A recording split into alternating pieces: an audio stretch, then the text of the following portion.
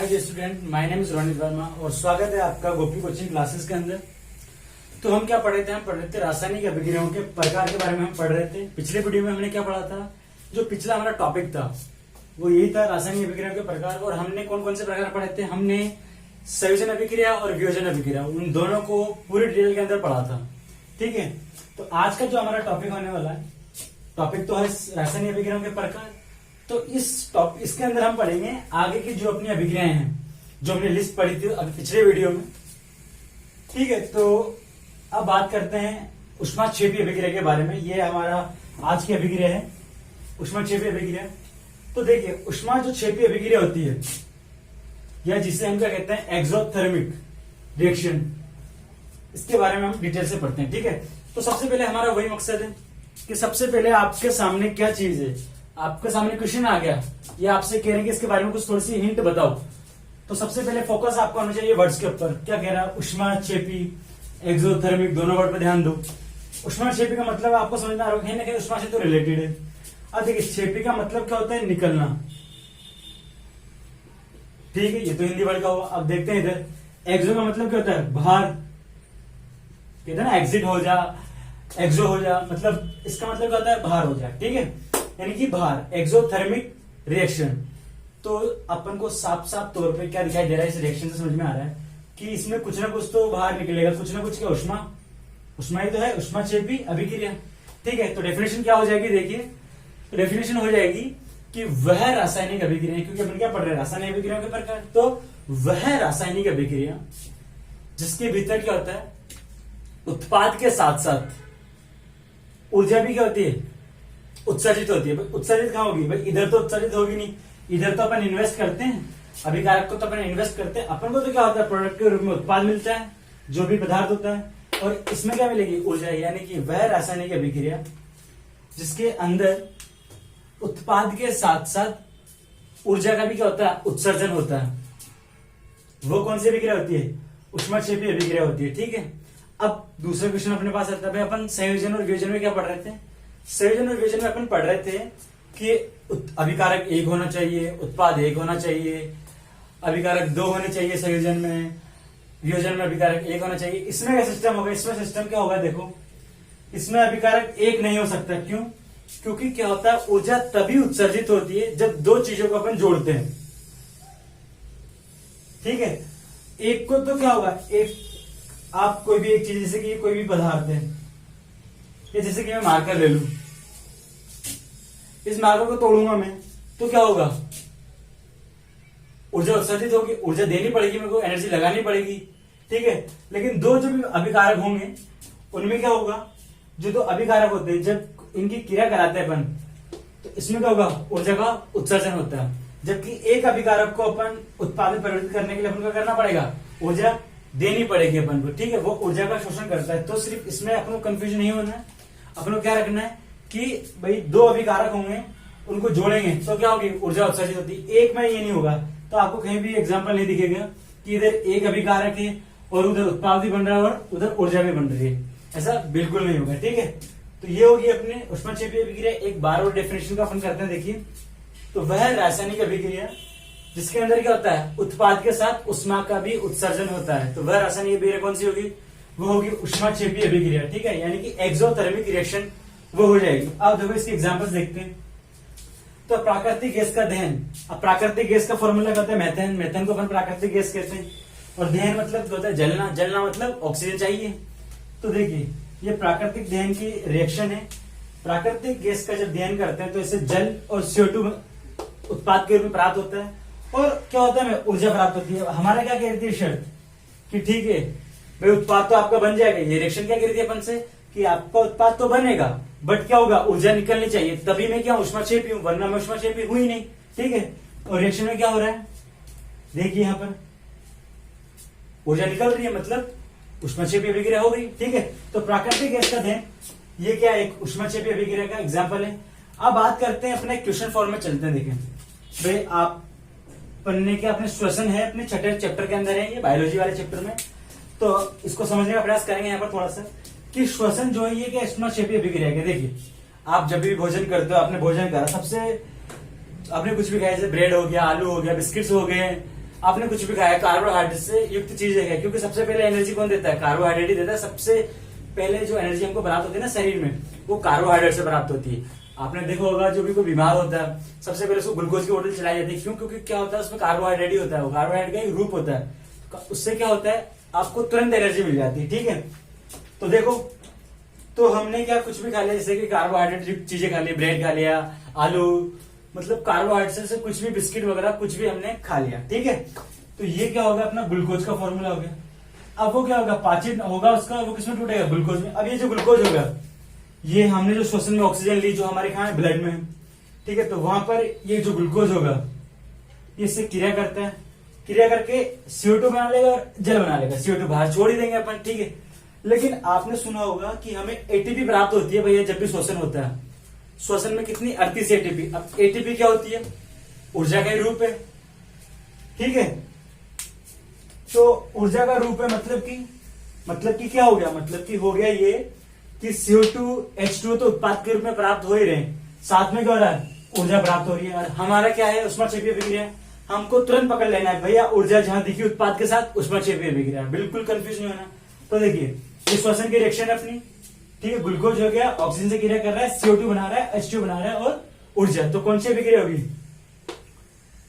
ठीक है, तो श्वसन एक ऊष्माक्षेपीय अभिक्रिया है। ये क्वेश्चन था अपना। तो क्या है, अब आपका क्या कहना है या नहीं है? रीजंस आपके सामने बिल्कुल है, कोई शक ही नहीं है इसके अंदर, क्योंकि क्या है, उत्पाद के रूप में ऊर्जा प्राप्त हो रही है। तो ये क्या है, एक ऊष्माक्षेपी अभिक्रिया है। ठीक है, तो अपने इस प्रकार से दो तो अपने हो गए। तो उदाहरण, एक और एग्जांपल देता हूं मैं आपको। आपने देखा होगा कि जो भी अपन घर का कचरा होता है, या जो गांव में घास फूस होती है, खाद हो गया, साग सब्जी जो होती है, जब ये सड़ जाते हैं, यानी कि जो जो इनका कंपोस्ट हो जाता है, इनका जो कंपोस्ट बन जाता है, इस कंपोस्ट का यूज भी ऊर्जा के रूप में करते हैं। आपने देखा होगा अर्थिंग वगैरह के अंदर, गोबर के संयंत्रों में किया जाता है इस प्रकार के। तो क्या उससे भी ऊर्जा प्राप्त हो रही है।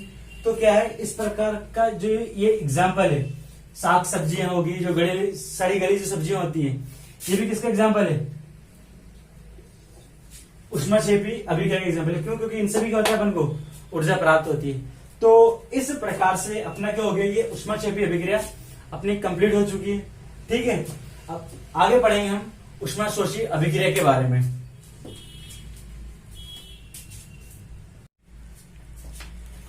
तो चलिए अब बात करते हैं ऊष्माशोषी अभिक्रिया के बारे में।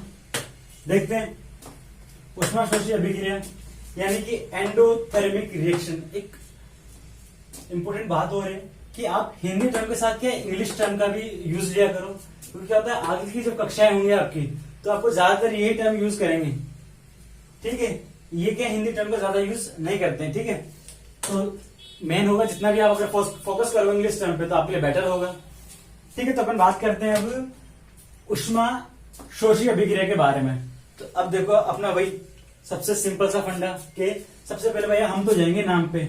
तो नाम क्या कह रहा है, देखो ऊष्माशोषी। शोषी का मतलब तो सब समझ ही गए होंगे कि भैया शोषण करना या अवशोषित करना। ठीक है, ओके चलो। एंडोथर्मिक एंडो मतलब क्या होता है, भीतर। यानी कि क्या मतलब निकल रहा है, यानी कि इससे साफ साफ मतलब निकल रहा है कि इसमें कुछ ना कुछ तो ऐसी अभिक्रिया होगी जिसके अंदर ऊर्जा जो है, ये जो ऊष्मा है, ये अवशोषित होगी, ये इसको अपन को देनी पड़ेगी। तो देखते हैं, बिल्कुल सही बात है। ये इसका क्या होता है, देखो अपन इसका अगर बात करें बेसिक्स के बारे में, तो ये देखो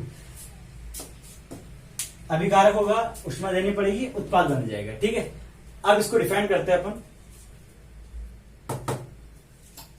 तो वह रासायनिक अभिक्रिया जिसके अंदर क्या होता है, उत्पाद बनाने के लिए अभिकारक के साथ साथ क्या होता है, ऊष्मा की भी जरूरत पड़ती है। यानी कि वह रासायनिक अभिक्रिया जिसमें अपन को यदि उत्पाद प्रोडक्ट करना है, तो प्रोडक्ट प्राप्त करने के लिए अपन को अभिकारक के साथ साथ क्या देनी पड़ेगी, ऊष्मा भी देनी पड़ेगी।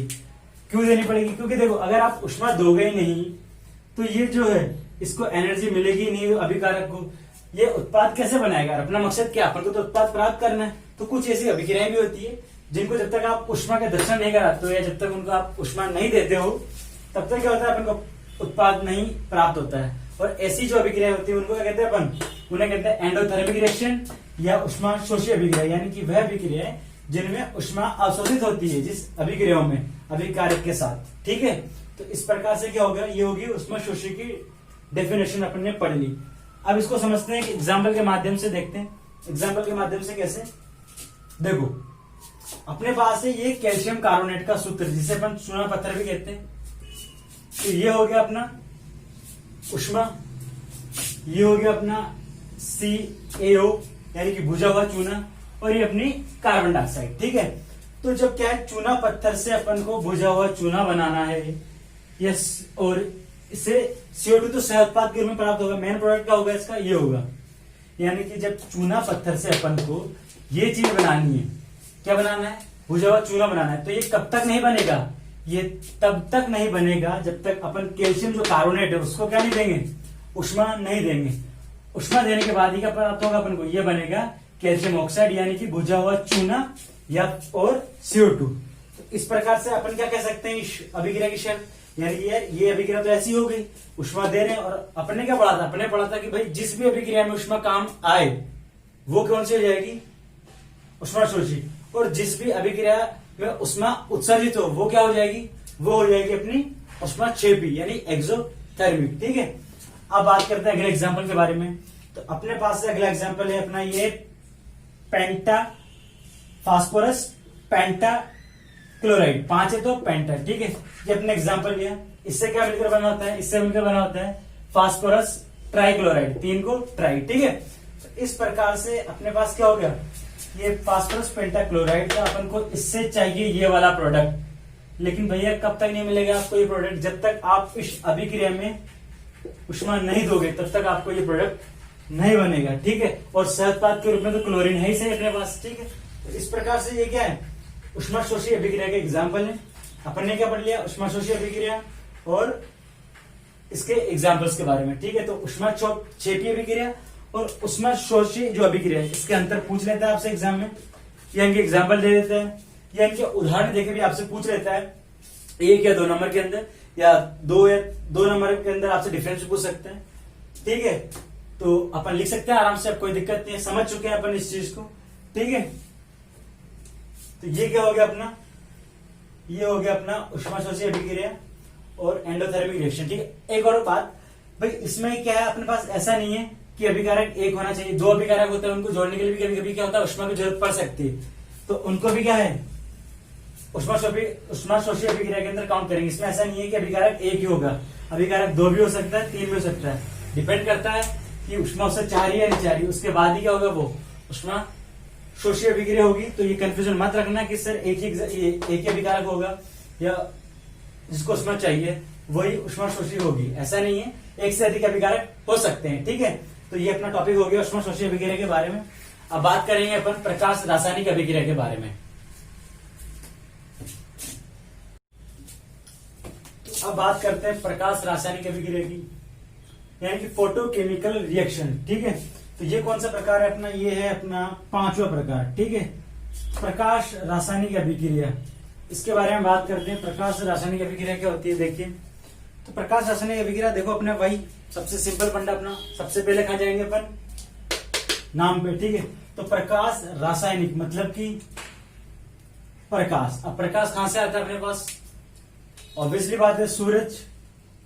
अगर बात करें आपके माइंड में सबसे पहले क्वेश्चन है प्रकाश कहां से आता है, तो कहां सबके माइंड में ये क्वेश्चन आएगा, सूरज से। तो सूरज, ठीक है, तो यानी कि अब फोटोकेमिकल रिएक्शन इसकी इंग्लिश टर्म होगी अपनी।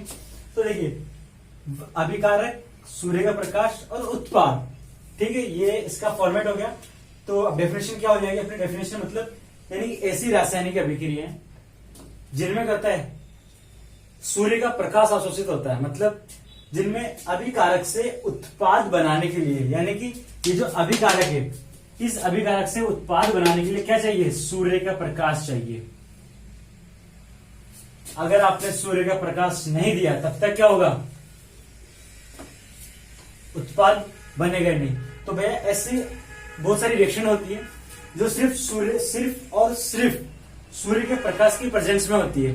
सूर्य के प्रकाश अगर आप नहीं दोगे तो वह रिएक्शन कंप्लीट ही नहीं होगी, आपकी इनकम्प्लीट होगी। ठीक है, तो बात करते हैं अपन डेफिनेशन के बारे में एक बार, कि वह रासायनिक अभिक्रिया है जिनमें क्या होता है अभिकारक से उत्पाद परिवर्तित करने के लिए क्या होता है, सूर्य के प्रकाश की आवश्यकता होती है, या सूर्य का प्रकाश उनमें अवशोषित होता है। तो ऐसी अभिक्रिया क्या हो जाएंगी अपनी, ऐसी अभिक्रिया को हम क्या कहेंगे, ऐसी अभिक्रिया को हम कहेंगे प्रकाश रासायनिक अभिक्रिया यानी कि फोटोकेमिकल रिएक्शन। ठीक है, अब अपन बात करते हैं, एग्जाम्पल लेते हैं। सबसे पहले अपना एग्जाम्पल लेते हैं प्रकाश संश्लेषण अभिक्रिया की। आपने देखा होगा पेड़ पौधे जो भोजन बनाते हैं, ये वो वाली रिएक्शन है, यानी कि इसमें हम क्या, ये पेड़ पौधे में जो भोजन बनता है ना, किस प्रकार से बन रहा है, तो वो क्या है, ये वाली रिएक्शन। ठीक है, तो सबसे पहले तो क्या होता है, CO2